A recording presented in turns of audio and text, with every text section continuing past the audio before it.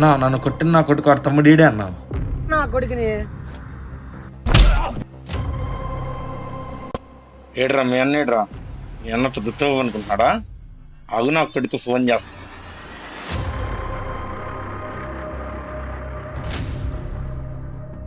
ఎవరబ్బా?